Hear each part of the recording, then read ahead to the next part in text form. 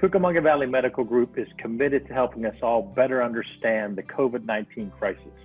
Dr. Rahmi Mowjood, Chief Executive Officer and a shareholder at Cucamonga Valley Medical Group, and Dr. Kyle Smart, Chief Medical Officer and also a shareholder at CVMG, are here to provide valuable insights that can help us all. So we started off learning about what this term flattening the curve meant about 2 weeks ago. Then we moved into hearing a little bit more about the trajectory curve and R naught. And both of you throughout the videos that we've done began to explain that. But now we, no pun intended, have heard about herd immunity. So Dr. Smart, talk to us about what herd immunity is, what it means, and what's going to happen. So herd immunity is when a significant percentage of the population becomes immune to an infectious disease. And that immunity can arise from vaccination or becoming infected and recovering. And so we've seen that we can do better than flatten the curve, meaning we can do better than spreading our morbidity and mortality related to COVID-19 over time. We can do better than that. Like South Korea showed us on the trajectory curve, we can actually decrease those critically ill and fatality rates.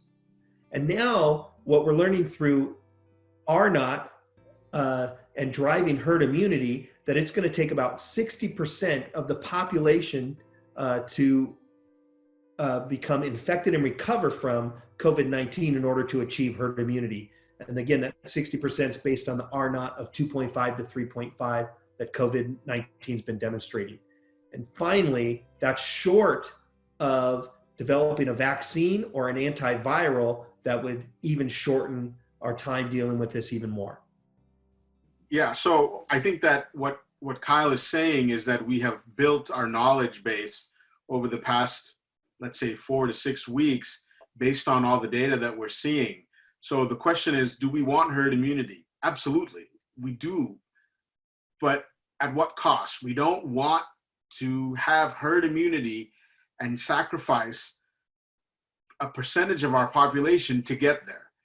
And so that's where what we are doing now is so important, right? The R naught is something that we are seeing 2 to 3.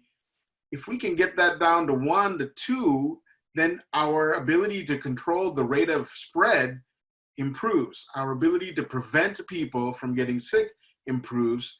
And then we develop herd immunity over time, but we are still protecting and keeping people safe because we're utilizing these measures that are so very, very important. So I think that we do want herd immunity. It's extremely important.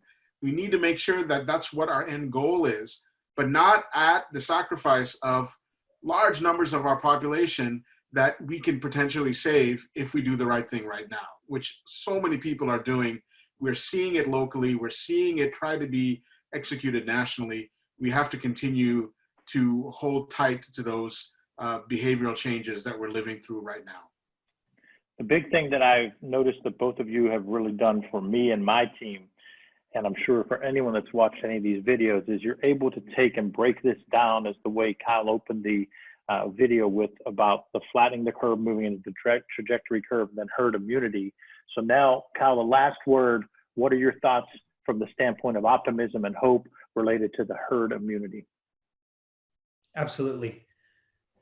We want to take the knowledge we've gained and we want to take the uncertainty about COVID-19 and the fear and the anxiety that that's creating and help people understand that we can actually, we're going to land on our feet and we're going to do that together.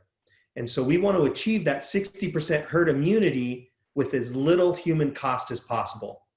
So it reinforces what we're currently doing. It reinforces and it helps us prepare for what's coming. So we need to be isolated for about an 8 to 12 week period.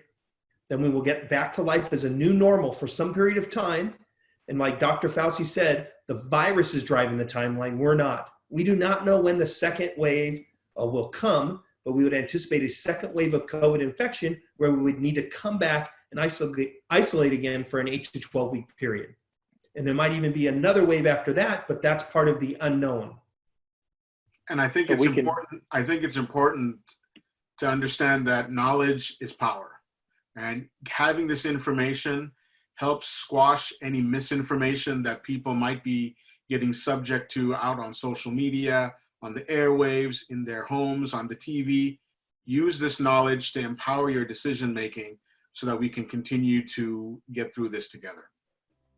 Thank you, Dr. Mowjood, and thank you, Dr. Smart, both of Cucamonga Valley Medical Group. We want to thank that entire organization for providing these videos as a resource for all of us to learn more about COVID-19.